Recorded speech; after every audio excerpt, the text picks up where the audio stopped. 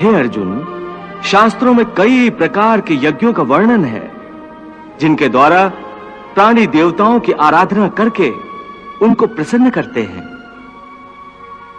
हे अर्जुन, समस्त देवता मेरा ही स्वरूप हैं, इसलिए इन यज्ञों के द्वारा प्राणी मेरी ही आराधना करते हैं। हे मधुसूदन, तुम्हारे कहने का अर्थ है कि यज्ञ कई प्रकार के होते हैं? कृपा करके मुझे उन सब का विवरण बताओ। पार्थ, पहले यह समझ लो कि यज्ञ क्या है।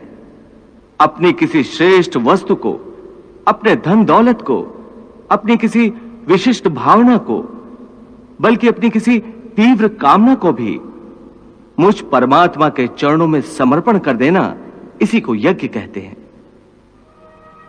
अपनी प्रिय वस्तु की कुर्बानी, यही यज्ञ की मूल भावना है। इसीलिए शास्त्र कहते हैं कि यज्ञ में आहुतियां देने के पश्चात जो अन्न बच जाता है, उसे खाने वाला मनुष्य सब पापों से मुक्त हो जाता है। और जो लोग केवल अपना ही पेट भरने की ही भावना से अन्न पकाते हैं, वो तो पाप का ही भोजन करते हैं। हे केशव, यज्ञ के बारे में आम धारणा तो यही है कि अग्नि जलाकर अग्नि कुंड में आहुतियां देने का नाम यज्ञ है। परंतु हे माधव, तुम तो कहते हो कि जन कल्याण का कोई भी कर्म यज्ञ है। अपने किसी प्रिय वस्तु का बलिदान अथवा त्याग भी यज्ञ है।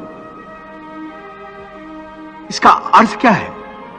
हे अर्जुन, ये ठीक है कि प्राणी अपनी अपनी निष्ठा के द्वारा ही अलग अलग प्रकार से अलग अलग देवताओं की पूजा करने के लिए हवन आदि करते हैं, उसे भी यज्ञ कहते हैं।